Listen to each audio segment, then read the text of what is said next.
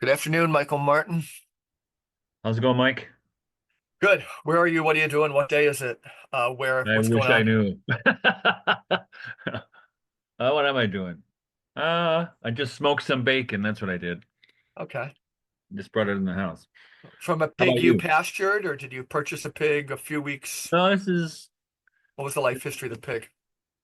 well, it was from a couple different ones, I think. It was, Okay. because what happened? So last week I shot a deer. Congratulations.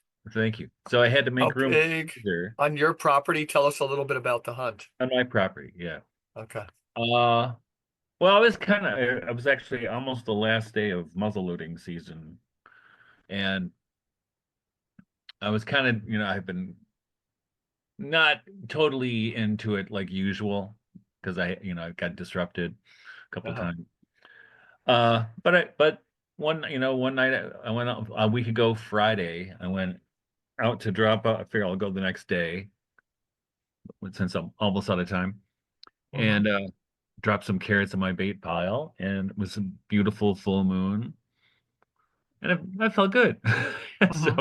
went in the house, went to read a little bit, went to sleep.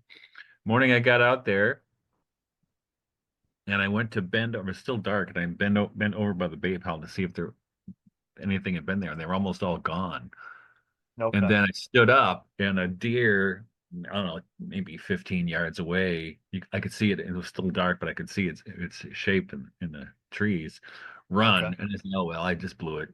So, but I said, "I'll just go in because it was really cold." I said, "I'll go into my deer blind till it gets cold, and then I'll go in the house."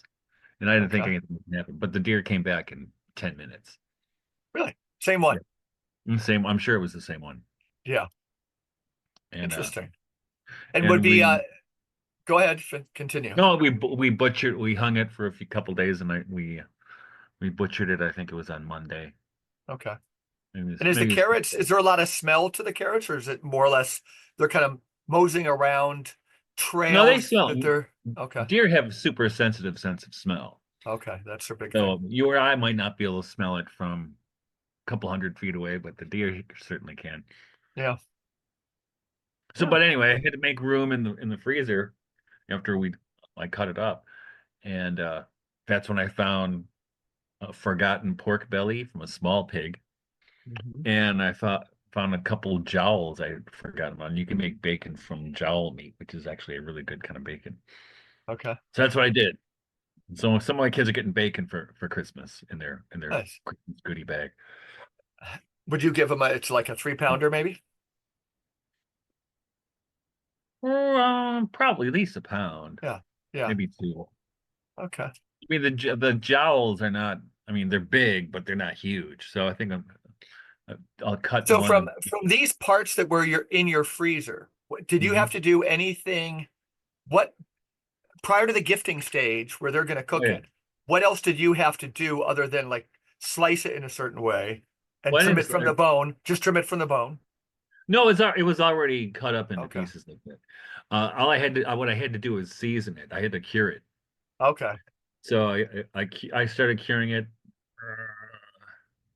Let's tell you something. So probably 6 days ago, 5 or 6 days ago. Uh-huh. They let it cure in the refrigerator, which is a cure is made from salt, sugar, pepper. This one threw some cayenne in there. I don't know if they put Hmm. anything else in there. I mean, you can put it whatever you want. Yeah. Um, I also made some from the venison. I made some breakfast sausage, which I seasoned with salt, pepper, and maple syrup and brown sugar. And It's that good. maple syrup is presumably from a tree. Oh, yeah, It we have was a not. friend. That was not ours. Michael, It we've was almost local. never met members of your family, but you have a visitor. Oh, this is great.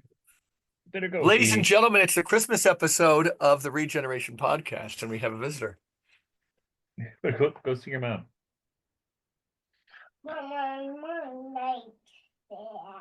Your mama likes that. Go ahead, sweetie. Go. Go see. There we go. That's great. Our special guest. Yeah. Yeah. Remember on early YouTube, there's crazy things like Double Rainbow all the way and like Baby Monkeys. But then even Mhm. after YouTube, we had seen most everything.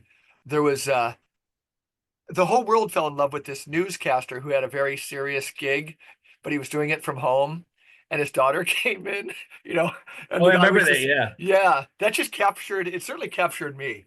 Well, I think it was a people act COVID like it's thing too, all. right? Yeah. People act like people aren't doing this from their actual houses, and there's life going on there, right?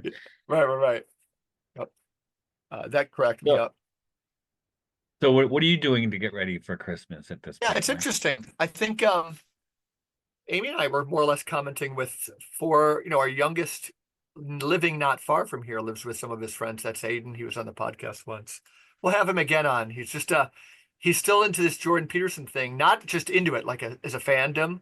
He just considers himself, and he is. He has a lot of interesting things to say. Like he's read the whole corpus. Most people don't finish Maps of Meaning. I myself read probably half of it, skipped the back third, and then finished the really the penultimate thing. The final chapter is a tour de force.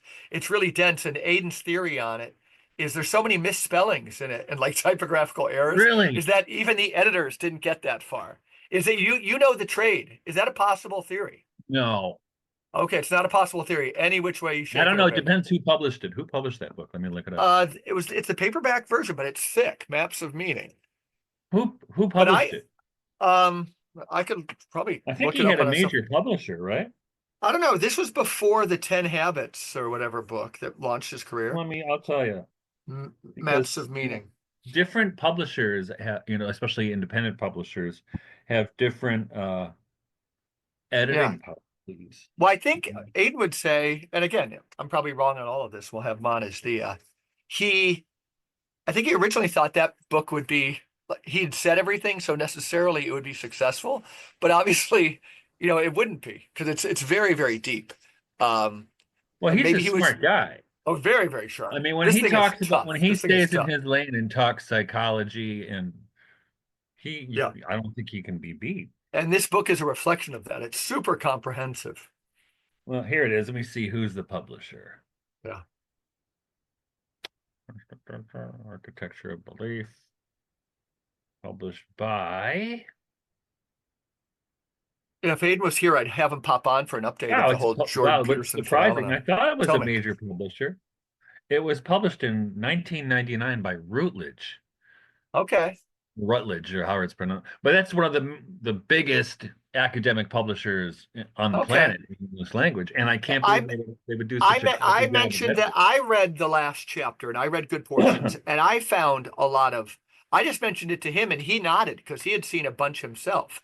In that last chapter, I think it's loaded with them. Any Wow. conceivable way that they like before AI that somebody literally didn't read from a good publisher the last chapter or so. I don't think I'm That's making well, this up. I don't think I I'm mean, making this up. I remember it. you, Yeah. but you're not. But the thing is, with editing and publishing, stuff always gets through, right? Yeah, just the There's always occasional going to be thing. something, but it's usually not. Um, you know, Usually it's not even that noticeable. It might be like one, a couple typos or something, I'm and it's thinking still there was good. 10 or 15 biggies.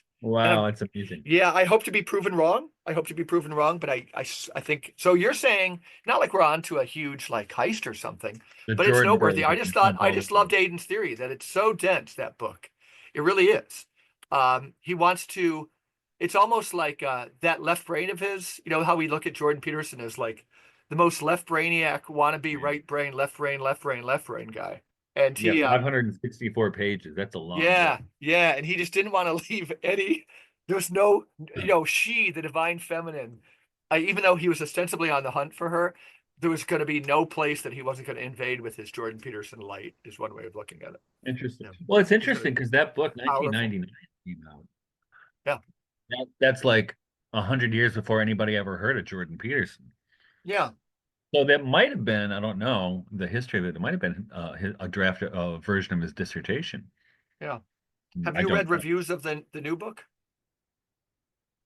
Well, it's hard, since he became a phenomenon. It's hard to read anything that's not biased, either pro or against. I think that's a good insight. You know what I mean? So I Yeah. try to, and I know what I know his thing. I've seen a lot Uh-huh. of his videos.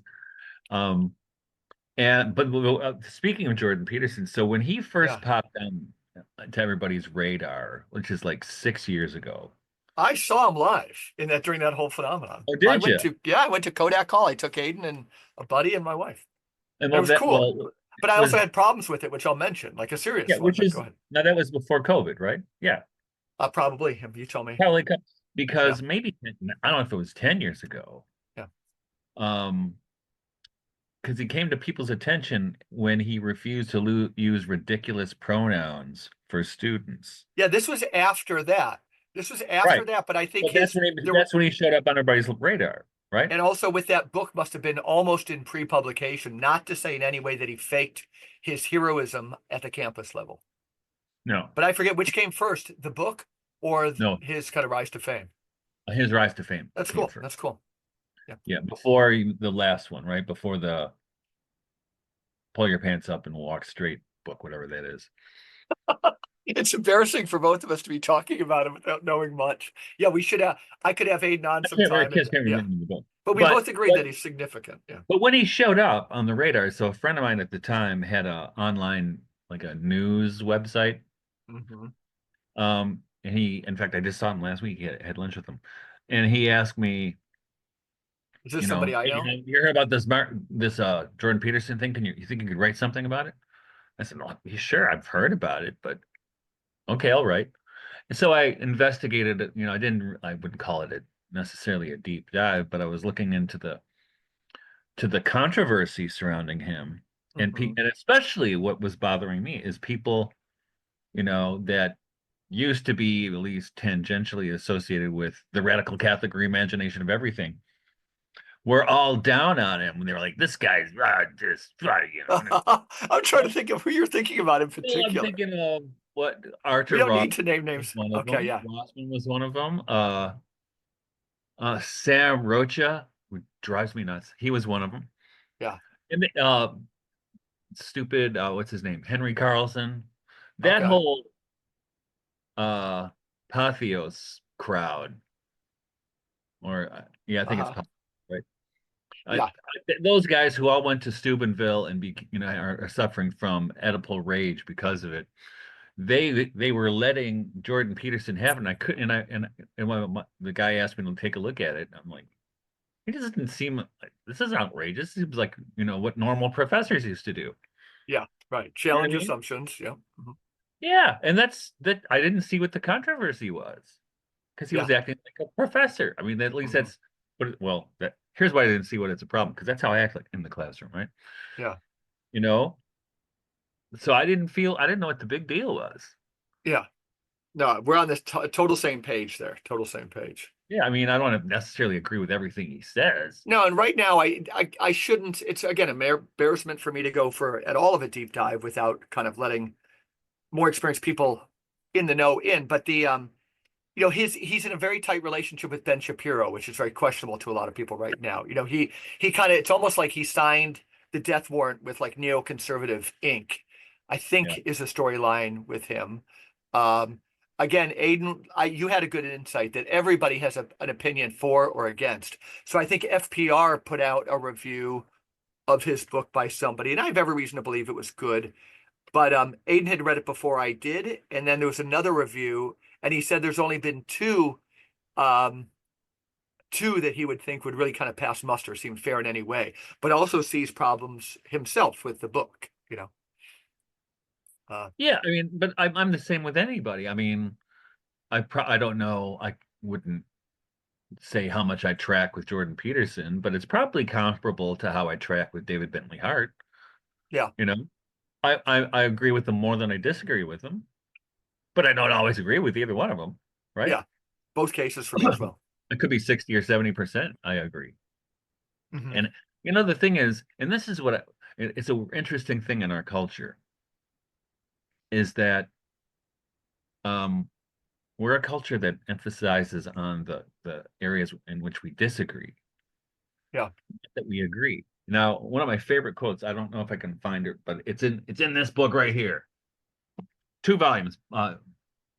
Coleridge Spark and Coleridge's biography. Biographia Literaria. Yep. That's right. And Yeah. in there, and this is my I could And never get through that whole thing so far in my oh, it's, life, but I'll it's go back. like Yeah. notes. It's not really like It's a whole really, like really difficult. Yeah. it's well, it's difficult, but it's always interesting.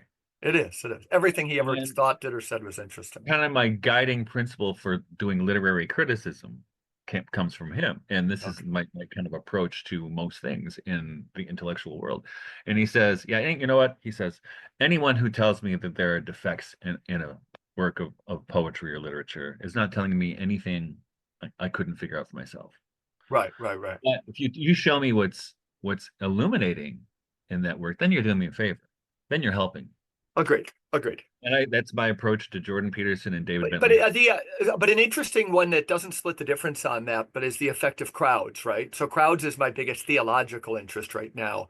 That salvation, soteriology, so would say this, and I'm just bringing it up because it's a name I've mentioned many times now. This Christos would say, and I was thinking about this before I discovered his work over at Front Porch Republic. I was writing essentially the same thing, which is that salvation is being rescued from a crowd in our time. The distinction between a community and a crowd formation. So vis-a-vis people like Jordan Peterson, vis-a-vis in recent conversations I've had in Catholic church circles, people like Yeah. Bishop Barron, people like Father Mike Schmitz, the effective crowds, my dearest Father Ed Right. Dillon, who we've had on the show, would look at his friends. He had a highly, highly trained mind. But the biggest thing he could say about some of his friends is like that dimwit didn't have the good sense to shake his following. So we have this image of a Saint Vitus dance or some infernal, where the crowd shapes the person as much as the person shapes the crowd, and Yeah. then they fly off into the netherworld. And is Jordan Peterson kind of caught up in that nexus? I think so. Yeah. At least he was. I mean, maybe he still is. I don't know, but I think that's the danger. In fact, I can't remember if I wrote about this recently or not. We never talk about scale in this world anymore. It's always like left or right, big idea, and everything's so disembodied from the body that the scale, they say the scale of a deer or a mouse couldn't work beyond a mouse's size because it only works within a certain limit. A Right, human being, we're obsessed with these monster movies, but scale is so important, so vitally important to this. And so scale is related to crowds in some way. When we talk about politics, scale has to right. be vitally important. Well, and I think, I don't think this is necessarily um this is probably intrinsic to human nature, right? Mhm. And we want to be liked. So, but the danger with social media and things like that is you turn yourself into a product, to a brand, right? You have to. And then you feel you have this kind of unspoken obligation that weighs upon you to perform according to expectations, right? Yes, which is the Yeah. official editorial line of the Regeneration But podcast. that goes through anything. I mean, I think that I see that in psychotherapy.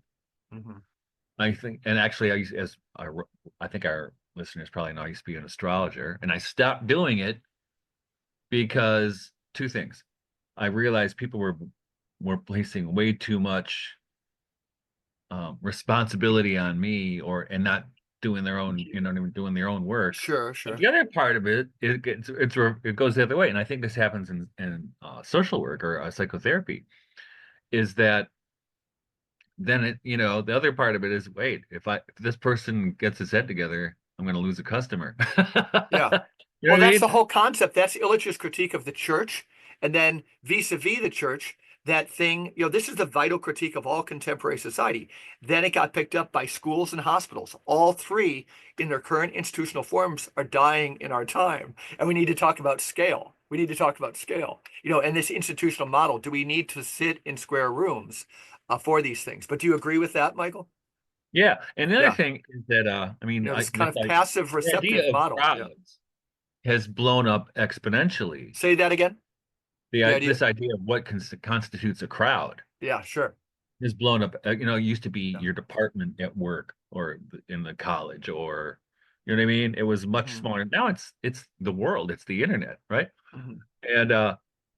And but Good here's the thing, insight. right? I mean, Freud was writing out this 100 years ago, more than 100 years. Social psychology and the ego is a great The book by mass Freud. psychology of crowds. I think that Another no, it great was one. I don't know if it was him. And then Wilhelm Reich, his student, Sure. wrote, I think in the 40s or 50s, right after World War II, I think, uh, the mass psychology of totalitarianism, or however it's Yeah, yeah, phrased. yeah. And I just actually, I just wrote on my Substack last week about practical magic, meaning how for practical magic is comes from my experience as a Waldorf teacher. I was going to say this was an excellent essay. I wrote you about it. Yeah. Yeah.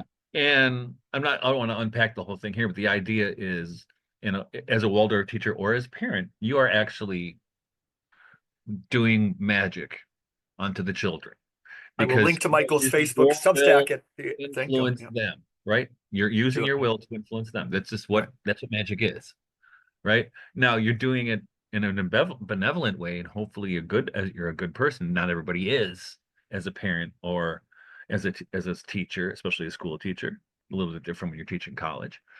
Um, but and it's a hard thing to do because of those things, because you're personally involved. But the other thing is the same methods are used by advertising and political manipulation and propaganda.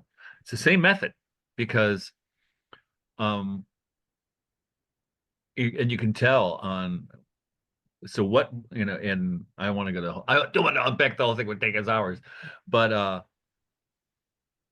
this what's Rudolf Steiner calls the astral body, or what Aristotle and Aquinas would have called the animal soul, right? Which is the part of the soul in which that we share with the animal kingdom, which Aristotle would say we have the animal soul has movement and desire, Even right? if it's flight or fight, for our Yes. people who are into I mean, Darwin, sure, plants these don't things. have flight or fight, right? Yep, they Plants just don't don't have run it. away. Yep. Yep. Or even Animals the do. growling of teeth, a little bit of this. Yep. Yeah. But Passions. also, Yep.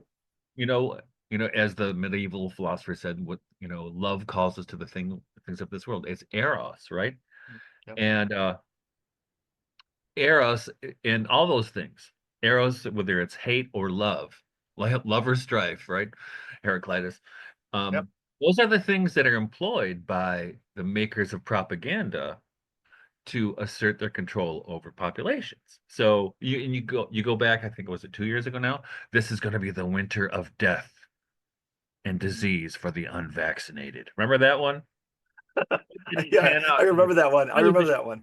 it was a crap attempt at manipulation. I don't think it worked on too many people. But that's the kind of thing they do but we go back to the early days of the pandemic, right? All Yeah. the slogans that appeared, right? Mhm. Safe and effective, or keep everyone safe, or you're gonna kill grandma, right? So it's Those are all these crowd things that formations. work Those are on the emotion. crowd mantras, crowd chants, crowd. But those, Yep. yeah, but those work on the emotions, on the feeling realm. This is the animal soul, Mm-hmm.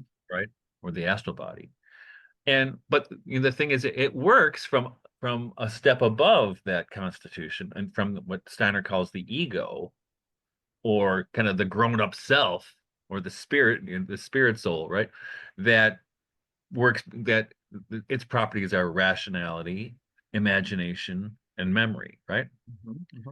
And if you go from that direction, that's how you work as a teacher on, like, say, teenagers, right? Whose astral bodies are just coming in at puberty, right? They're nuts. So your job as a teacher is to be the authority.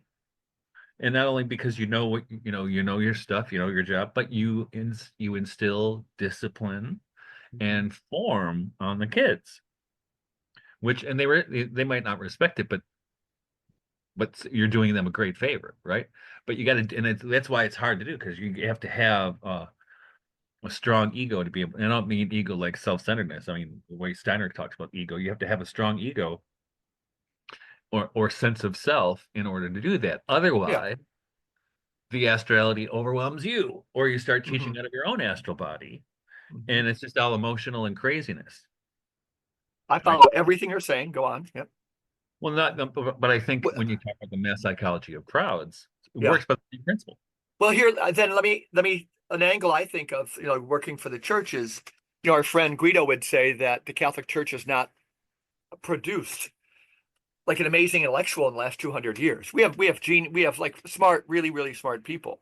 But I think too, this guy I've mentioned in the podcast, Gerald Hurd, um, he's a fascinating guy, but I always say regarding AI, a similar kind of tech, which is in the Catholic Church, we should producing people who have enough of the ego. 2,000 years after the incarnation, we should be producing more people who can stand above propaganda. Does that make sense? Who aren't totally influenced. But so our mission as a church should be really taking, developing that seed of personhood in each individual.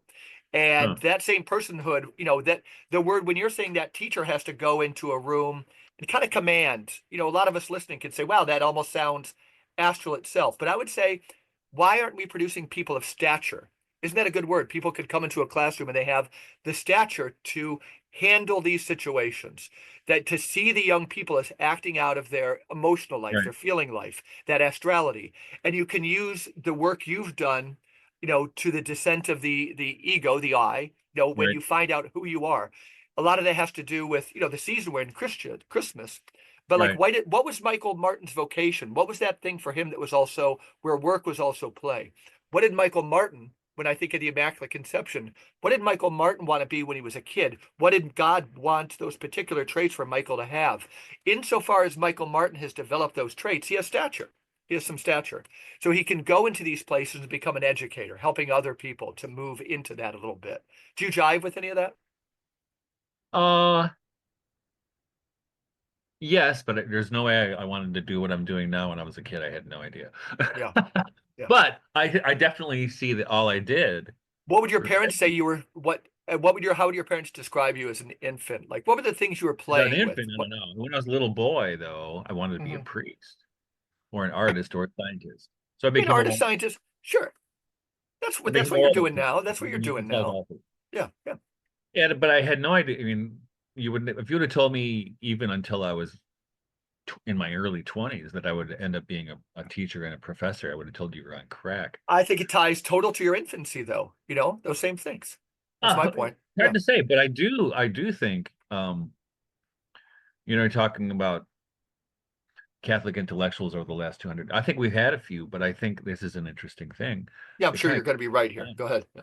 they kind of get shot, but I think if I just off the top of my head, De Lubac and Balthazar come They're right to great. mind. Yeah. Especially Balthazar, what a mind that guy had. In so many fields.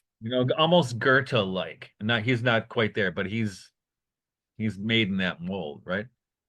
And he Um, abandoned the Not as Jesuits free to as become you a think. mystic. I was having a conversation with a friend this week who's big into Balthazar and very big, and would say, here's an analogy. Oh, we're going to have, yeah, this analogy. Well, I'm going to put it off for another podcast, but I can see it here. Talking about theologians who are so observed with the fences, and what well, I'll mention Father John Gribwich. We'll have him on, but I want to have him to talk about this. That MBA studies learn this in MBA school. A wild image that if you have kids with a field without fences and you have a jungle gym in the middle, they they congregate around the jungle gym. But if you took out a perimeter, even a quarter of a mile, and you put a pretty strong fence there, pretty strong fence, not a dilapidated one, pretty strong fence, but I'm not talking about prison walls. The kids Right. are playing everywhere. They're so free and they're so Right. creative. They're creating their own games. And that von Balthasar might be somebody who, what I find in the church, we're so worried about policing the fences, right? That we just got to believe if we have good fences, which I think we do, then we don't you think that's an insight with legs? And I'm going to give credit to Father John Gribwich for this one, and we'll have him Um, on soon. well, I think with Balthazar, and I think I even mentioned what you just were alluding to in the Okay, Sovereign Reality. I think after he saw what happened to Teilhard and de Lubac, he had fair to enough. be very careful with his language. Okay, yeah, And I think he is careful with his language, but with him you got to read between the lines. But level of intellect, yes, he wasn't. totally. I think Yep. David Cayley only has him free from an Elichian sense. David Cayley, I can't speak for him, would have von Balthasar. It might be a book like To the Barricades, to the Ramparts. I have it, and I'm sorry, I could look it up. Early von Balthasar was totally free. It was gospel, I guess. And I've got Well, to read it again. A and small then the little shit hit the volume, fan. black paperback. Yeah, And shit hit then the fan. when Surnaturel came out with de Lubac, and then there was all that pushback, and then there was pushback about Teilhard. Yeah.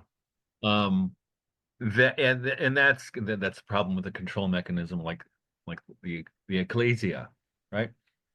Um, but at least I think we had a couple. and I think the early 20th century, it wasn't just Catholic theologians who were brilliant. You had, I mean, Freud, as much as I disagree with him, what a brilliant man. I gotta get Jung, something to say about that. Go ahead. Yep. there were all these brilliant Mhm. thinkers in the first half of the 20th century and into the latter part of the 20th century. That was kind of a golden, and also you see it in literature, right? This is the age of Eliot and uh, Ezra Faulkner Pound in her own way, and Ezra his Pound own way. Huh? and James Joyce and Virginia Woolf. I mean, they're, the high modernists. I mean, it was really kind of a D.H. Lawrence you could throw in there, kind of a high water Yeats, Mhm. this high water mark of modern literary production, and I don't think it's been equaled since. Not Mhm. even close. I remember seeing an interview with with Harold Bloom talking about the same problem. He said, I'll tell you that, Seamus Heaney is a very fine poet, but he's no William Butler Yeats, Right, right, right. right? And What it's do you kind of say about like when you look at say um you were saying a Darwin, a Marx, Freud, again, brilliant insights. I'm preparing for this class in Catholic social thought, and there was a brilliant Anna Rowland is her name, an English professor, Catholic theologian. I was just kind of looking to her work, and she's saying, a fun question is, um, not discounting the church fathers, or again, a hidden stream that comes through the Middle Ages, Nicholas of Cusa and others. uh, Why did we say Catholic social thought? The greatest kept secret in the Catholic Church. Why did it blossom with Leo the 13th, kind of rerum novarum? And she yeah. would say that what happened with the French Revolution, that's one whole tale. But the other one would be like when you have like Freud and Darwin, to a certain extent, Marx, you have these world-altering philosophical systems, but they all tend to work, absent God. And so, yeah, I mean, these guys were towering geniuses. I think what we're talking about is it the way the church danced with these things? Where do you specifically lay the fault? No, I don't think it has anything to do with it. I think Okay. just that those generations of intellectuals were real intellectuals. They were. I mean, they were really well educated. And this is why, it's, I got all kinds of problems with Freud, but you got to give the guy some credit for being daring enough to, I to, like them. he had daring to him, Yeah. intellectual daring. And Hmm. so did Jung after him. So did Wilhelm Reich. Yeah. So did all those literary figures I mentioned. They had moxie. Uh-huh. They, Yeah. but we don't have that now. I don't see anybody. I mean, the thing is, and I would say in a way, even though they were not necessarily out of the church, though, but von Balthasar certainly was. Um, there was they did not suffer from the fear of making something big and and important. Whereas over the last 40 years at least, Get somewhat concrete here. has been, deconstruction has been about tearing down, but Yeah. destroying, but it doesn't have Mhm. anything to put in its place. Right. And so, um, in general, and I think this is part of what you see with the cultural kind of decline we're living through right now, and where people are going, wow, we went wrong someplace. So maybe it's the Orthodox Church. Maybe we have to go to the Orthodox or the Trinity Catholic route or something because we lost something along the way. Uh-huh. And I think that, and it's not just, I mean, I don't think this is necessarily even a conscious feeling that people have, but there's certainly a sense that, I mean, I've described the period we're living in as the new dark ages. Right. We're I'm living in with. kind I'm of with. dark ages Uh-huh. as much information as we have at our fingertips. We're living in an extraordinarily dark time. And there's not, but on the other hand, that was that was the case right before the Renaissance, right? Hmm. So Or or before the Middle before the Ages. Renaissance of the Yeah. 12th century, right? Hmm. So I mean, I don't think it lasts forever, but I think, it's almost like we're in an age of extreme superstition of a scientific materialist, nihilistic superstition. I agree. I I mean, agree. yeah. Say more. Well, I think it's just um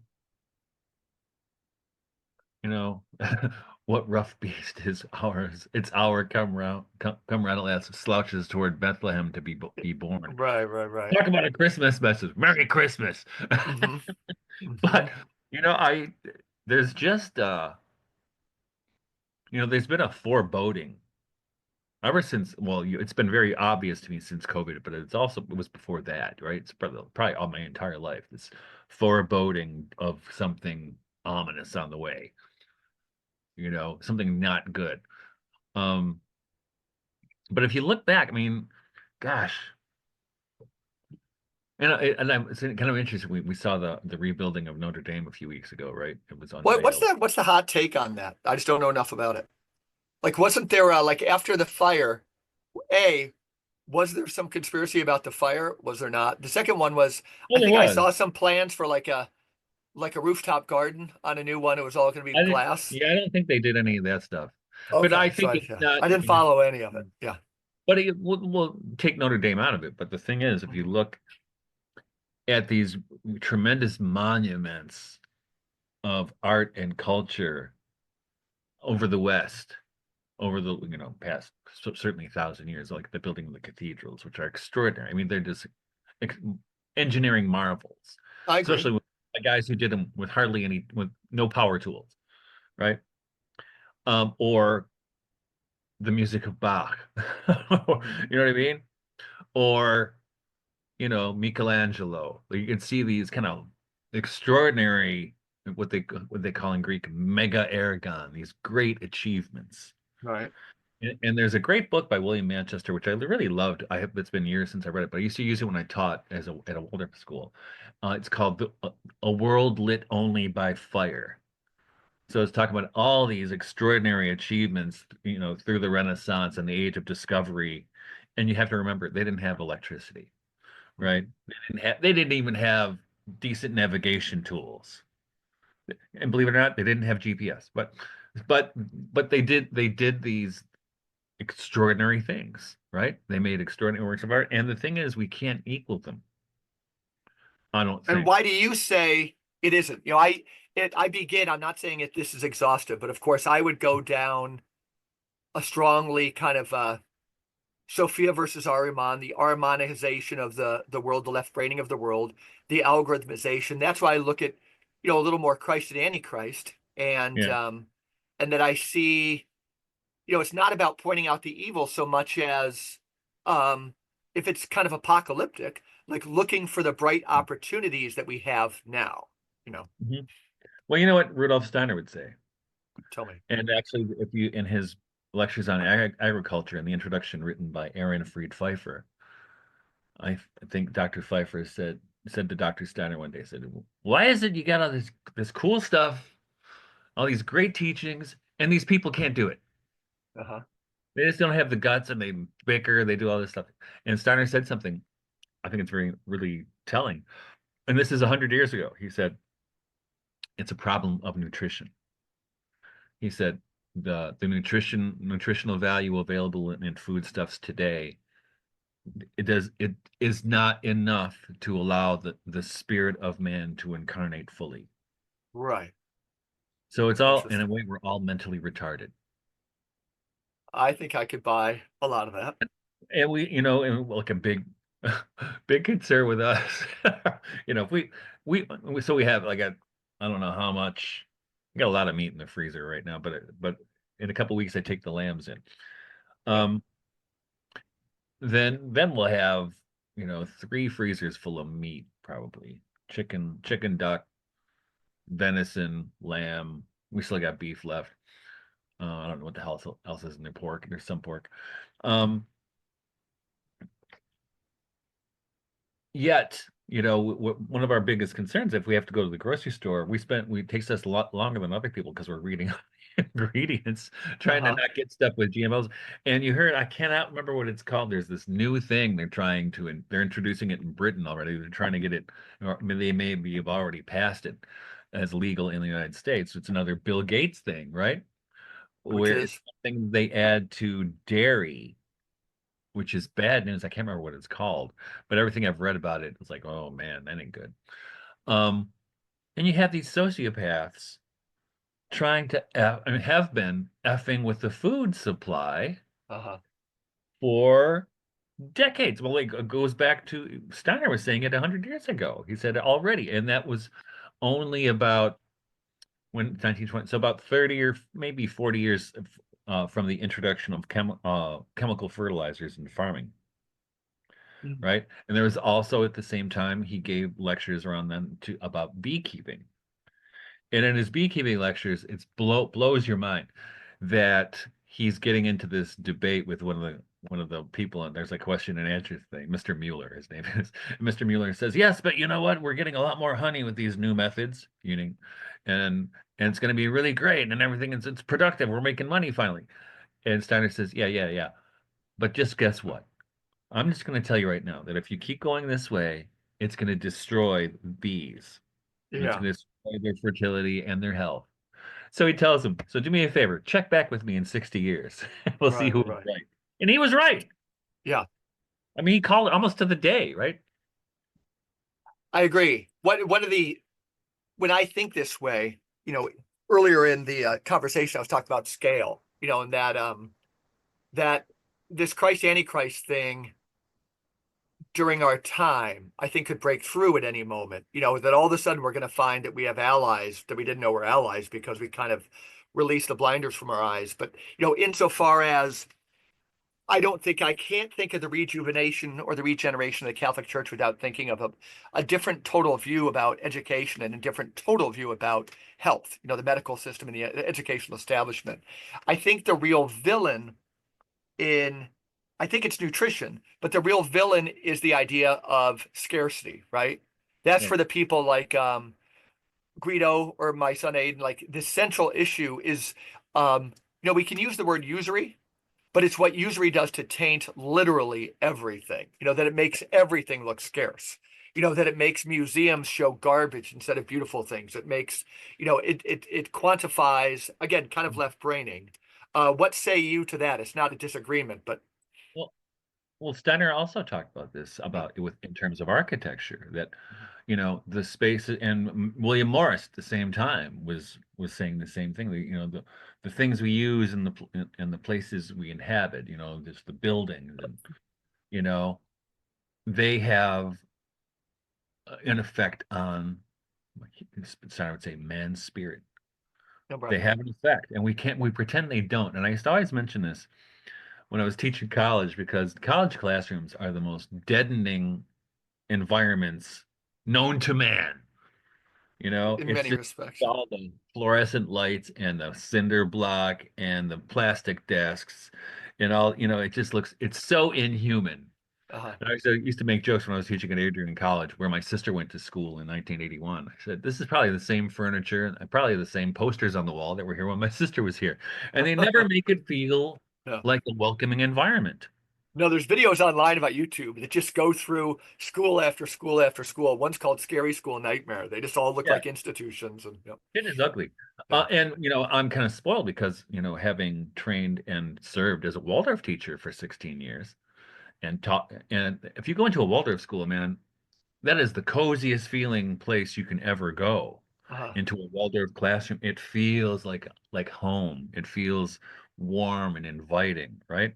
Yeah, Even Steiner had, a science of color for what color should be in the classrooms for various grades. You don't have to get all that story, but just the fact that, I went from being a Waldorf teacher and I had in my classroom, you had a music stand at the front of the room where I put my notes, and but the front of the classroom, I had a Persian rug that was there. The some schools the kids even make their own desks, right? There's such care about how the environment looks. One of the things Steiner talked about was if you look at a door, I think we talked about this with yeah. Stefan. With that, Stefan, that was a great Yeah, conversation. Yeah, that if you look at a door, just be looking at it, you wouldn't know what side it's supposed to open if hmm the knob wasn't there. But yeah, think about that. I mean, how do we make these spaces human centered? And William Morris is doing the same thing about that, right? How to make and William Morris was concerned that it should be not a luxury to live an environment that is is human, is Yeah. tailored around human and not around efficiency. In fact, I can't I can't do it right now, but some of the hinges in my house was built in the 1860s. Probably a lot of the stuff came in much later. But some of the hinges on my house, on the inside, right? So here's a hinge. Hmm. Right? And they have this extraordinarily like flowered like scroll work on Yeah. something nobody ever really looks at. Hmm. But even though you don't look at it, you kind of get the subliminal effect of it. And with the same thing with the materials that are in a building, with whether it's, big difference between wood and plastic, right? Right. They When you actually have a different effect on the soul. totally, when you think of somebody like Michael Baywins, is that how his name is pronounced? He was on the Yeah. podcast. Really great guy. I think of him and I admire this. Oh, Michelle Michelle, Bauer. yeah, Yeah. thank you, thank you. He's got a like a bird's eye view, and he sees goodness and all these movements in so many places. He's just promoting and always, and you can follow him on Twitter. He's been on the podcast, and he's so genteel and he's so knowledgeable. Um, and yet I wonder how he does it. I wonder how he does it. Like I'm somebody who has to be kind of connected to something real with a face. Um, and it gets into the scale of like where we begin these things. Part of me wonders that we're getting um again, with the issue being, it's almost like we began by programming, right? That everybody crowds, that educationally gets to the individual, not the person. And for Mhm. me, I can't talk about this in the Christmas season without thinking, where we're supposed to be at our time. The notion of stature, people growing into their personhood so they can educate people out of the crowds, like lead them one by one out of the crowds. Um, when I look at scale and I see somebody like Michelle, and it leaves me like, I don't know how he finds gas in the tank to continue. But it's very noble. I don't know, like I don't even know what I'm saying when I say that. But um, I think right now the kingdom is probably available to anybody crazy enough to start their own initiative, right?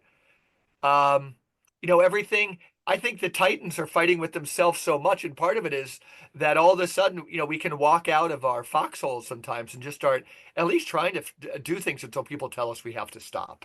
Yeah. Well, and I think, yeah, I mean, what you're describing is there's already organically, I wouldn't say but a network or a federation of parallel polises. Yeah. Yeah. And I think that was there certainly an unintended consequence of all the weird restrictions in the World Economic Forum and all their Yeah. program. Yeah. Yeah. You own nothing and be happy. It was kind of an unintended consequence, at least from their part, Yeah. that more people are. And it was interesting. I mean, I can't remember what, just going through Twitter or X this week, how many people in on there who didn't like Naomi Wolf was one of them, who used to think that the idea of chemtrails was just crazy conspiracy talk. Uh-huh. And so many of them now are like, actually, I think that's what it is. They're poisoning the sky, you Yeah. know? And because well, and I think, and this is, kind of a blessing in disguise, is the archons overplayed their hand. They way overplayed their hand. But we got to get into the weeds on that because part of me thinks like there's no stopping this juggernaut. I think the reason I venture myself down this road is that um, I think the thing itself is coming. They like when Guido talks about Italy, that like the taxation and the identification of everybody.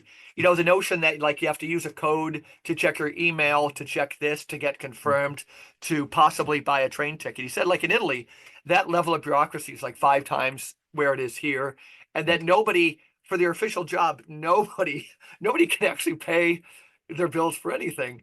So there's a massive black market. But at the same time, trades are kind of declining. But so the CBDCs and things like that are definitely coming. In one sense, I think it's a juggernaut, and everything is taxed and followed and regulated. That I wonder if that the good news is the entrance point into some of the freedom is where we should be spending our time now. So they kind of overplayed their hand, but not really. They're regrouping. It's still coming to take, to get every penny, everything, They're gonna try, yeah. with an I ID mean, cord. Sure, sure. they're gonna try for sure. Yeah. But the thing is they overplayed their hand to the point where even the people they call the normies are now going, wait a minute, that doesn't Uh-huh. make, I'm not down with this. Yeah. So there's, but it also, at least in this country, and then interesting to talk to Guido, see what's going on in Italy, um, that alternative media has totally destroyed the mainstream media, or the legacy media, as they call it, right? Totally Yeah. Right. destroyed. Right. Right. No, you mentioned I that. mean, it's ruined. It's in pieces, and the only people who watch legacy media anymore are boomers. I saw an interesting statistic the other day that in the last election, um, millennials and young people moved like 16 points toward Trump, Mhm. but Yeah, you had mentioned that last week. Yeah. boomers moved 3% toward Kamala Harris. Uh-huh. And the analysis, and I think it's compelling, was that because yeah, those guys, the boomers are the ones still watching CNN and the other kinds of legacy media outlets, and everybody else is getting their news from podcast and this and that, right? Mhm. And I think there's something to be said for that. And it's great for me to watch that, because as we know, the legacy media was all in, they have been in the tank for the World Economic Forum and for the Democrat Party and all the things that we were like, well, that's great, or big pharma. They've been in the tank for those guys all the way along. And that's, and the reason, one of the reasons, as we know, is because in this country, it's not against the law, like it is in almost every other country except for New Zealand, to advertise pharmaceutical products on television. So the pharmaceutical industry has been bankrolling the legacy media. And I don't know if I think maybe you mentioned it last time, that was it MSNBC, that their viewership at a certain peak time was 38,000? Yeah. How do you stay alive on that? But that begs the question of, say, France and all those countries that didn't have Well, all of they have their, censorship. uh, They have more censorship than we do. yeah, That's why the EU is trying to shut down Twitter, for instance. uh-huh, They're talking about, and they use the same thing, because we need to make people safe from disinformation, right? And you see what's going on in England. They just, and the thing is, and they have this ecosystem that goes from the governments to the corporations to the media outlets, and it was here too. But it's been somebody, Elon Musk, is, I have questions about him, but he threw, I'm with him on free speech. He threw a monkey wrench into that, into their plan, and that yeah. now they're going after him. I always think, like, I'm always asking these preemptive questions. Would the people who, I think of Elon Musk like a lot. I'm not so sure he represents like my interests or the interests of like regular people, but would what one thing you and I would say about the free speech piece is that we knew people who legitimately didn't think there was any censorship going on. And that was really, really And sad. That's what still don't. I know. But what is somebody like Elon Musk doing? Is he again trying to rise? Is anybody in that administration, maybe Nicole Shanahan or somebody, trying to rise to this stature where the issue again is scale and power. It's, the idea of scarcity. I don't see that much changing where are people, the new, the new group forming, are they necessarily, that's where like when Bill Kaufman had, dinner with RFK Jr. and wrote about it. Is there something kind of fundamentally corrupted about that level that they would have, like, would Elon Musk have the stature to like have a cuticle filed in a different way on behalf of free speech? Like where did that like moral integrity come from? When Well, it just I mean, doesn't seem to work that way. but I think the danger here, Yeah. and that's from Catholic social teaching. I'm kidding. Yeah. is No, I'm open to all we the tend to want criticisms. to demonize all billionaires as evil and all working class and poor people as noble and good. But we know that's not true. I mean, there are a lot of I evil totally people, agree with that. Yeah, yeah, yeah. working class people, Uh-huh. you know. They might not have power that does, well, put it this way, they might not have the kind of power that Elon Musk has or Bill Gates has, but they have other kinds of power I know, but isn't the obvious that's rejoinder that like, yeah, that like Elon Musk, what money. he considers good, I would call evil. That's the scary thing. Like kind of wiring my brain into some Yeah, like I like cloud. that. Yeah. Yeah. I'm not into I know, that, but it's right? almost more scary that he calls it good. It almost makes that type more deceitful. Or we But should I'd rather be have discussion articulating out in this. the open than have somebody just force it down, right? I And, don't, yeah. and to limit your ability to say so. Now, and he's been kind of that's how it gets represented. But I've seen interviews with him where he See, I says, haven't. I don't know that "Yeah, much. AI is a scary thing, and you're gonna have to watch it." Uh-huh. He said it's coming, but it scares him. He said, right? And What this are is we a supposed to fear of his. do with that? What are we supposed to do with that?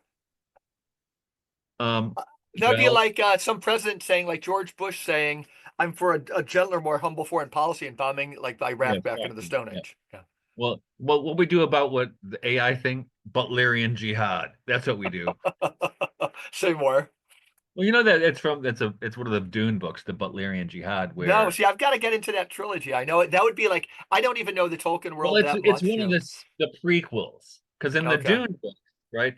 So they're using swords and stuff to fight. They have some kind of guns, but mostly it's swords and whatever. Um, but they don't have computers. But that was intentional I like on this. I like this. I've been Alan drawn Herbert, to Dune. no, Yeah. Herbert, whatever his first name Yeah. is. His Right. intention was that he wanted to show that this was a society that had to make a law that you could never have a thinking machine because there was like a thinking machine and the thinking machines were taking over, right? Yeah. It's like Yeah. Yeah. Isaac Asimov, it's iRobot on steroids. Uh-huh. And so that there's the Butlerian Jihad is a war from of the humans against the machines. Yeah. And we're And heading it's in that direction really and his quickly. hero is Samuel Butler. I don't know where that can't remember where that came from. Samuel Butler was a big kind of like very articulate. People need to roar about him more about him. He wasn't like a foe of Darwin, but he was somebody who was just again, he had I'm going to use the word again, he had stature. He saw the game as if like uh Thomas Jude Germanario, his brother Mark Germanario could Okay. say, I didn't see it so clearly, but like the survival of the fittest is a tautology, right? It's like we need Yeah. to rise above. A computer says you can't read this sentence is a lie because if it reads it, so you just rise above it. We know that Jabberwocky is Jabberwocky and we have fun with it. But Samuel Butler, to his own ability, I think, G.K. Chesterton just could rise above the Darwinian machine. So it didn't make Darwin, um, he wasn't half as evil as people made him out to be, or Jordan. Yeah, Jordan Peterson need not come into this, but somebody like Samuel Butler just rose above. I wonder if that's why Frank Herbert took him I for don't his. know. I don't know. Yeah, I'd be interested. So I'm sure one of our listeners knows more about it than I do yeah, yeah. because What people other get this. worlds? It's almost a Christmas theme. What other worlds do you I see? I'm not that well read in the world of fantasy or anything. I kind of know a decent amount about Stephen R. Donaldson. I'm a big fan of this Peter Beagle who wrote The Last Unicorn. We've Right. talked about that book, and I've read most everything he's written. That's a whole genius area for me. What if when you say like Dune and or the Star Wars world never meant anything to me. Um, Yeah. what worlds like that have been ones that you've enjoyed inhabiting? Well, Philip K. Dick. Okay. Philip K. Dick Does was every novel relate to every other novel in some way? Some of the characters overlap, or is it well, just a neat corpus? well, he's got certain themes. I mean, one of his themes is identity, right? How do you Okay. know? How do you know you're not brainwashed, or how do you know you're real? How do you know you're Hmm. human? Right? It's a Yeah. big theme in the books. Um, and also appearance and reality is another thing. So in Blade Runner, this comes up in which was made from one of his books. But how do you know what you see is real? Hmm. How do you know the appearances that are being shown you Hmm. are authentic and real? Hmm. right? Like, and it's kind of an interesting thing where we saw, Weave this into like book recommendations for Christmas. Have a little fun with it. I'll have a little fun with it. We can, you know, I, you know, um, Valise, I think Philip K. Dick's book okay, Valise is okay. like it's in a very Gnostic too, and Hmm. he had kind of this crazy religious experience, this mystical experience that is kind of related and unpacked in his book that just came out a few years ago called The Exegesis, where it's Okay. basically his notes, and it's when he was working on the book Valise, but it's very Gnostic, very Sophianic, very wild. It's a wild ride, but and Huh. I think he was a prophet. And in fact, um, so many of the things that in his books and then the movies made from his books have come true. I mean, if you did you ever see the movie Minority Report? No, I haven't, but I'm aware of it. Tom Cruise Minority and Report, there's an interesting thing that happens, and I think it came out in 2003, 2005, where Tom Cruise plays this police officer who all of a sudden is the hunt. He was the hunter, now he's the hunted. mhm. So, and the way that they in that film and in the book that they identify somebody is by their cornea. So you have to get an eye test kind of thing or an eye. It's here, yeah. It's As we surveillance, found with right? that guy who shot the guy CEO in the face, like And so face detection's wild. Yeah. For Tom Cruise's character to not be able to be identified because they'll grab him, he Hmm. gets cornea transplants. He gets eye transplants, and you know what happened earlier in the film? He goes into the shopping mall, Uh-huh. and I can't remember the name of the character he plays, but the advertisement greets him. Hey, welcome back, Tom Cruise. Nice to have you back. Can I show Huh. you some of our selections over here? And then after he gets the eye transplant, he walks in and the same image, the same advertising image speaks to him and she says, "Hello, Mr. Yamamoto." Wow, wow. Huh. Because he's got Mr. Yamamoto's eyes now. Yeah, But that's exactly what we have with targeted advertising and the stuff now, right? right, right. Some people will wonder if that was predictive programming. But Philip K. Dick wrote these books in the 60s. Uh-huh. So he saw where it was going, right? And and also in Minority Report, both the short story and the film, a big part of it is what they call the pre-crime unit. So you get arrested before you commit the crime. Uh-huh. I see it. They know you're gonna commit a crime, so they come in and arrest you before you commit the crime. Hmm. I mean, we're really kind of at that. And in fact, you could say England is at that point right now where they arrest people before they've committed a crime. What would be like at Christmas? What would be a word? Um, what's a word that can awaken people?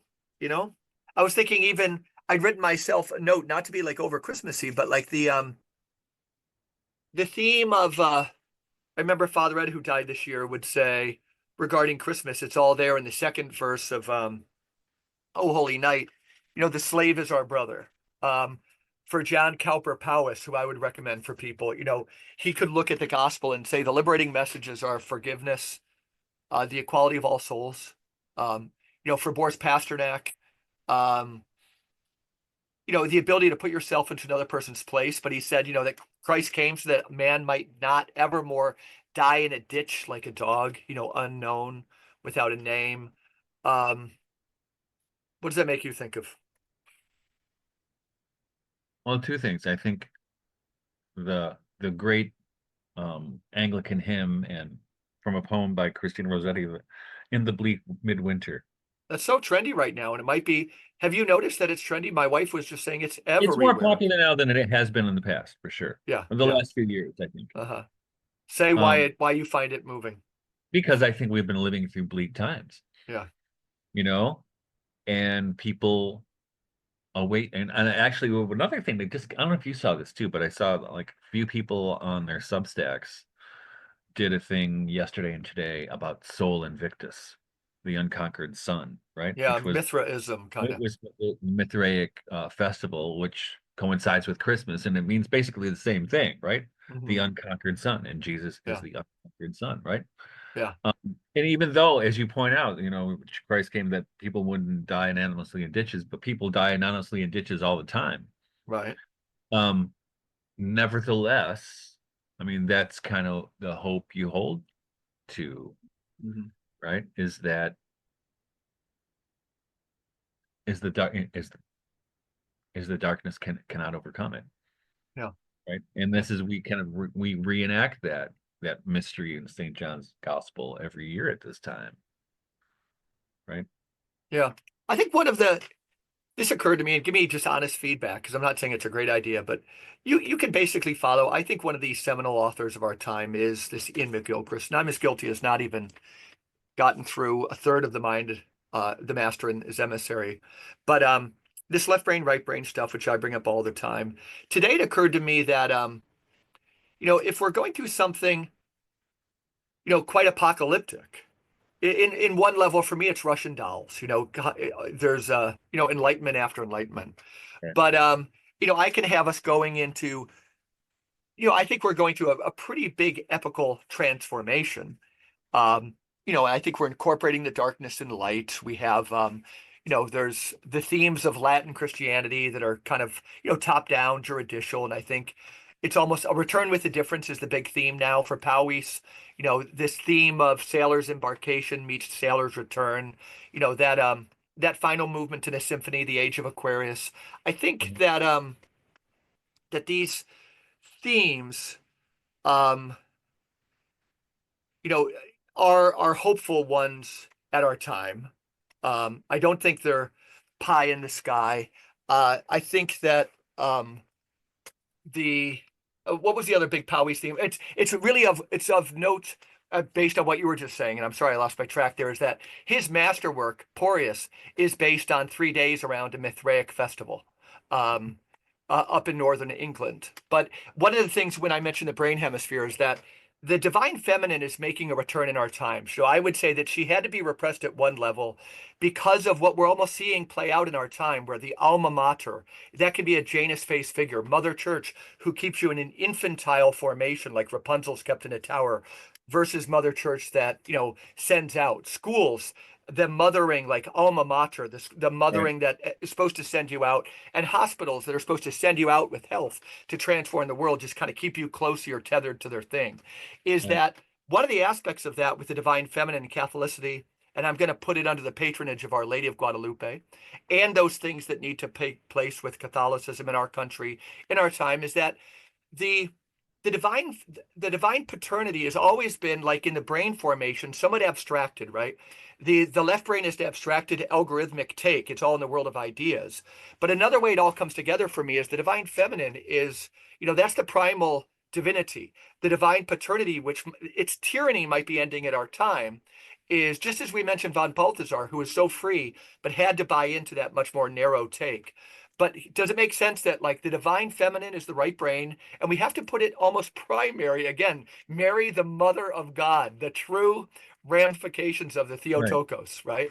Um, that I think we're going through something very, very epical like that. It's in slow motion, but it's a much bigger return to earth, as your point, nutrition and things like that. Well, I think, yeah, I think there there's that kind of stuff, and if the nutrition thing is not even, it's just common sense, right? Common sense, It's common sense. science. It's basic science in a way.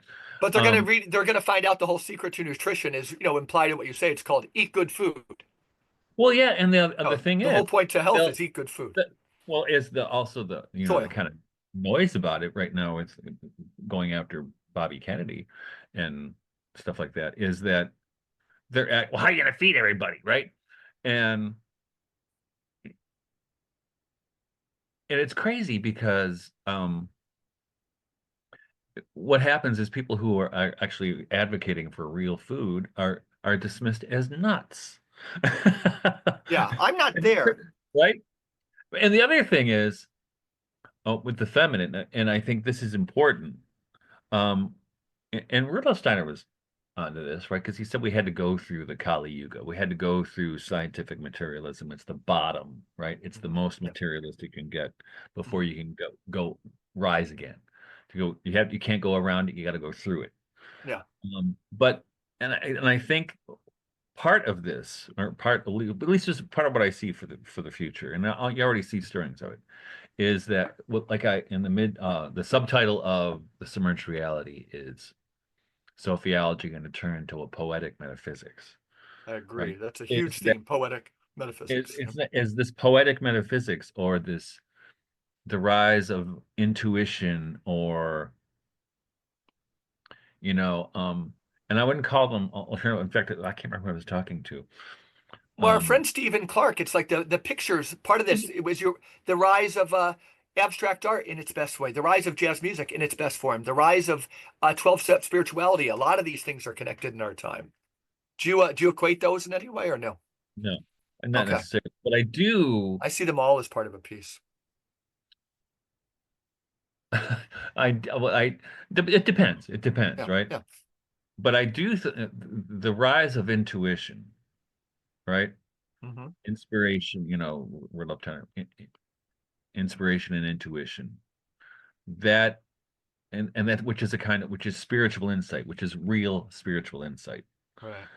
That is something we have been, well, actually, what I'm thinking, I gotta do some research, but one of the things I think about writing about is Um, actually, it was much more recent than I thought. It was in the early part of the 20th century where ether was dismissed as an element, Right, right. right? And I didn't realize it was that recent until I was teaching.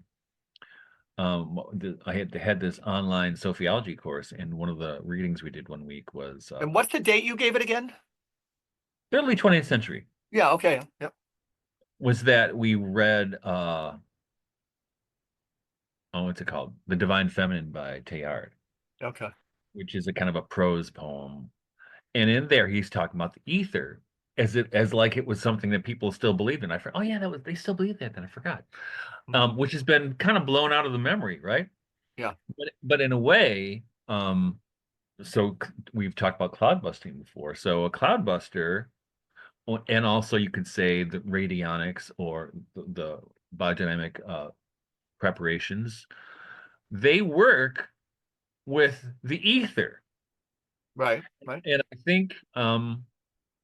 think that's something that, that kind of those into it, but you can't quantify it. You can't nail it down, right? Just like life. You I buy can't it all. Yep. nail down what life is.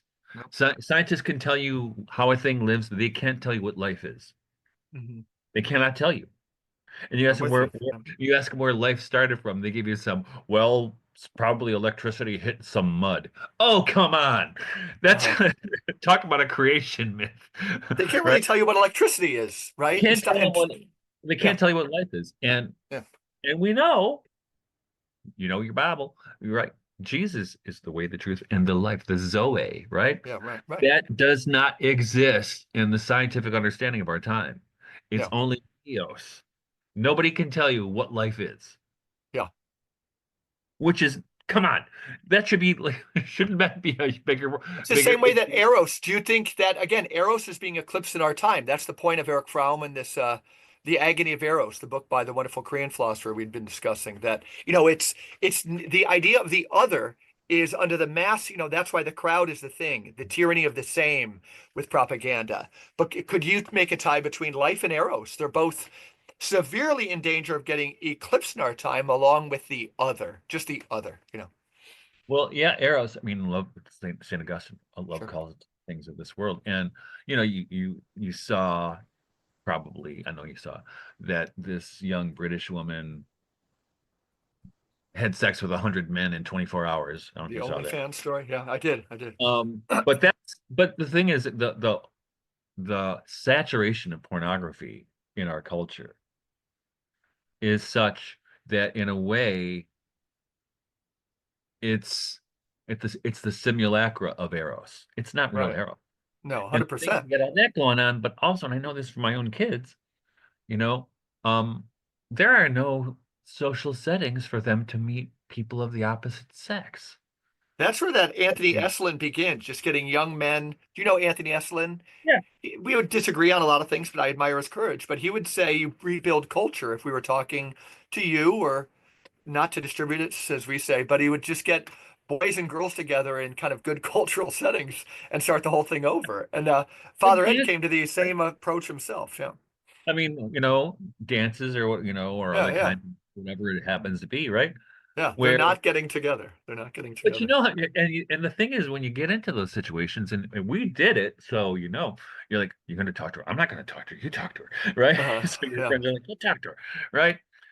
Um, and that was a normal thing people had to grow up with. They had to learn how to do. Yeah. And I'm certain it's still there, but I don't think it's even any It's like not close much. to what it No, was. no, no. It's And probably now more it's all gone than people online. think. Yeah, So it's close to gone. the erotic gets subverted into its parody, which is pornography, Yeah, right. right? Yeah. What are you gonna do? And that's the apocalyptic element of our time. That we're Yeah, and I think if we right, think in those ways, it's better than like the Antichrist coming in some of the way the rad trads talk about him. We can get right, at this phenomenon with a little more detail. And so the answer is going to be a little more of a human element than praying to Saint Michael in a certain form to right, swashbuckle for us. right. But the Yeah. other thing is, I mean, I think it's intimately connected to everything we talked about. So with Eros, right? Yeah. So you have this pornography goes up, true Eros goes down, Almost non-existent. but accompanying that trajectory is also the decline in fertility rates Yeah. across the West, Hmm. which is it's at alarming rates. In fact, Elon Musk, whom we mentioned earlier, that's one of Yeah. his main issues. Yeah, he's a So baby fever, pro-natalist. right? Yeah. Yeah. Right. And it's disturbing. And then Uh-huh. the questions of, what is causing this lack in fertility, this destruction, which is, but I you think it's all a Zoe deficit, Zoe deficit and Eros deficit. And Yeah. and you see it also with this kind of diabolical apparition of, well, first the trans thing, right, which destroys fertility for a lot of people, Uh-huh. for most Yeah. people, right? Just, Hmm. if a girl gets her breast removed and she changes her mind about transitioning, guess what? There's some You damage won't be done. breastfeeding. It has to be a bottle baby, right? Yeah. Um, then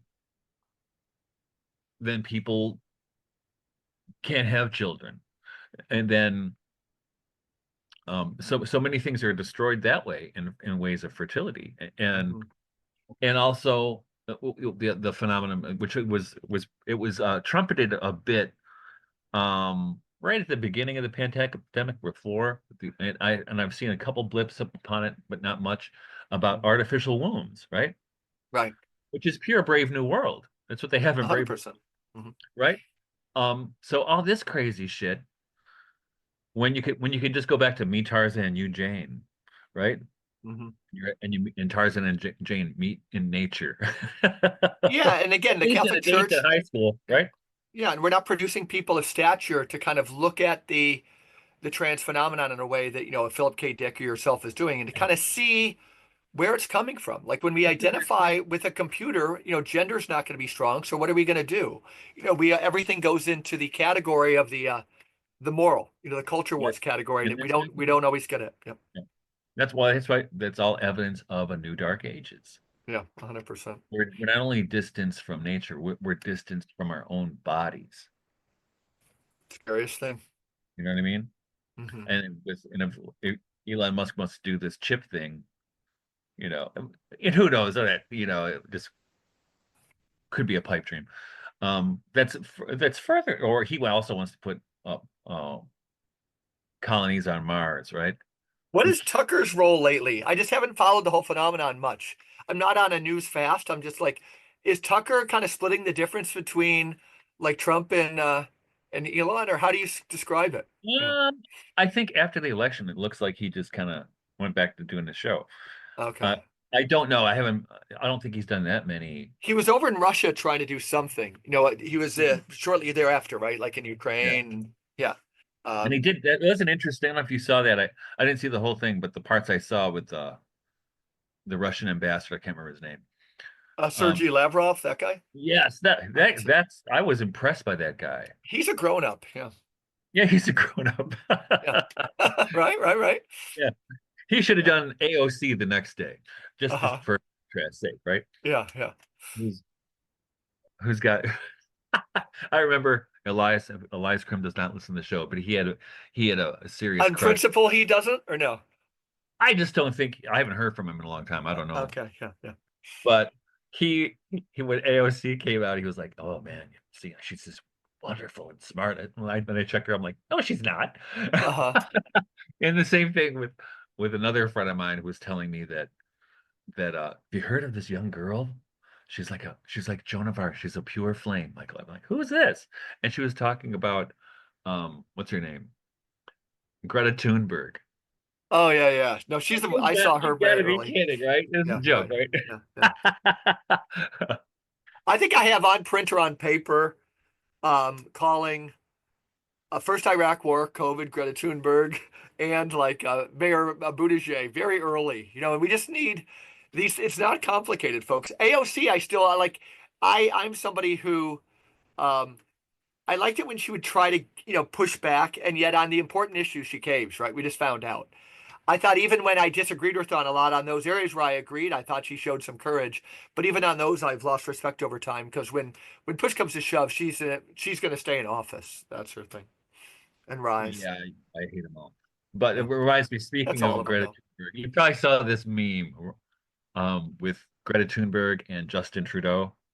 No, I like both of This them. They're so and the funny. I caption like is both. the most annoying little bitch in the world, speaking to Greta Thunberg. Justin's I in don't real trouble. I didn't know how laugh. much trouble he was going to be in until Stefan. We've mentioned him twice. What a great guest. I Yeah, didn't think he was like lionized, but even at that point, Stefan was just saying that oh my God, he's despised. Um, and again, why couldn't have Canada seen through him prior to the trucker thing? You know? who knows? But the thing is, I think Canada, like Great Britain, their news media is government owned. Yeah. Government Mhm. owned. It's a branch of the government, and I think like we saw in what That's what really David shocked Cayley was me. saying when we were talking to him too. Yeah. I totally gave up on NPR, which I used to listen to kind of regularly. Uh-huh. I didn't always agree with the stuff, but it's always well Sure. produced. But I totally had to check out, and I haven't listened to them since at the beginning of COVID. And they Yeah. would have this is before anything happened, but in an hour of programming on All Things Considered, 50 minutes would be about COVID scare stuff. Yeah. Yeah. Like this is crazy. Isn't anything else happening in the world? hmm So I just thought they were a propaganda wing for the government. We get And a sense that some of them are trying to regain like a middle of the road audience. Like again, on a Saturday afternoon, sometimes I'll have Sirius Radio on in my car, which I get free. Um, on CNN, I've had this weird string of going out for some church event on a Saturday afternoon and hearing like secrets disclosed about like the efficacy of mass on a Saturday afternoon, like some really brilliant doctor about a little more truth on things in the Middle East. But it's few and far between, few and and far between, and yep, it's, I mean, whoops, uh, they'll throw a they'll throw a few truths in there, so so you in yeah, hopes yeah, yeah, to yeah, believe the yeah. lies, right? hmm Yeah, Yeah, so I mean, I can't, I don't consume any mainstream news, not for, I never really did, but yeah, especially after the last mainstream news that I would consume on a regular basis was NPR, and it yeah. has gone for about I five was years. talking to a friend this morning who listens to the podcast, Dr. Steve Sprecher, who's brilliant soil scientist. But he, if you're not as familiar with online, or if you don't have access to a library, he'll still check out the Wall Street Journal because at least they disagree with some consensus stuff. But again, like I think of my dad who's 90, and I don't he's not really on a computer. We would praise him for that, but he has nowhere else to turn to. I think he would find the things I think like really, really crazy, you know. But a Well, lot of it is just the only media they get, you know. yeah, it's true. I mean, and that's the thing. I mean, and that's kind of the blessing, I think, of Twitter for other problems people might have with it. At least it's been once it was freed up when Elon Musk owned it. Yeah, Then you could find out what was going on. yeah, Because before that, and that's the reason I got on Twitter in the first place, yeah. I was is on because Twitter Europe before was you. having I all don't these use it protests, well. Yeah, I like it. and both between Europe and Canada when they had those protests, like the Yeah, truckers, if you were to turn to American mainstream news sources, you wouldn't hear a thing about it. No. It all And I went want to know down. what the It hell is all going went on. down. Censorship in a major way. Yeah, David And Cayley then, said the yeah, whole CBC gave like 13 seconds on a bridge with some, family from Saudi Arabia that was there visiting or something was their whole coverage. yeah, Uh, Crazy time, crazy time. yeah, What are it's you crazy. doing between now and the big day, Christmas Day? Uh, Try to maybe go hunting one more time. Good. Uh, uh what do I have to do? I have to go out and give Bonnie a gift. I always put it off to the last minute. Okay. And other than that, not much. This cold weather has been kind of nice, right? A good winter vibe. Yeah, it's been nice. Well, actually, it's It been, has been in its own way. It's been nice being outside. It's been very, very cold, but we'll probably yeah, have a white Christmas here. And my daughter and her husband, son-in-law, they're driving up from South Carolina. Another daughter went down to South Carolina, a different part, to visit her in-laws, and will be coming back after Christmas. We have Aiden is living nearby, and Peter Courage and our grandson James Courage are down in Columbus with Abby, their mother, and going to see in-laws. My brother's coming out. What are you guys doing? um, usually Christmas Day is kind of just family. I mean, Yeah, our kids. it's nice. Mhm. But the day after Christmas, Bonnie's family comes over, Yeah, and then we'll have kind of a big thing on 12th night. very cool. Right. Will our poet friend come over? German Yeah. scholar. Why am I forgetting his name? I know him so Oh, well. Daniel? Daniel. I was going to No, say Daniel's Dandrew in San Andrew. Yeah. Francisco, so he won't be. I don't think he's Not coming. Daniel Polikoff. No, your godson. And why am I forgetting Oh, his name? Jonathan. Jonathan. Jonathan. Yeah, I gotta give him a call and see if he. Okay, yeah, yeah. Tell Jonathan if you see him, I said hi. And Katie Hartsock, his wife. Yeah, and I got to apologize to Tara, Dr. Matt Cooner, Guido, and this guy Jason Horsley. We're trying to set up times. I put some of a kibosh on my schedule is usually, as you know, like 5:30 at night or Yeah. sometimes Saturday morning. But we got to start getting these guests on, and they'll take place. Grateful Yep. to all of our listeners who send their comments and their questions and everything. I got to do some of this work on T-shirts. People have written, and it wouldn't be too much work. My daughter Lucy can kind of put them together. Um, Okay. and we're going to link to your Substack because you mentioned your one on education. We'll continue to link to your Substack Okay. and things. All What right. else are you promoting, my friend? I don't. I'm thinking. Actually, people, let me know what you think. I'm thinking in the new year about trying to get some money together to do a recording. Me play songs I've written. I donate. And so I'm just wondering if I should take. I mean, it probably wouldn't be too insane, but I don't have the dough myself. But that would be Uh-huh. a nice. That would be a nice. That's kind of a dream project I have right now. All right. Well, start planting seeds here. Like you're going to do. Would you do like a GoFundMe or something? Or Yeah, I would do a GoFundMe or okay, something. yeah, yeah, yeah. I hope we promote it. I can be the first donation. All right. Well, Merry Christmas. We might even try and gather. I'll call you about your schedule. Maybe gather for Okay. another. We'll get a guest on. Merry Christmas to all, and to all a good night. Thanks for listening to the Regeneration Podcast.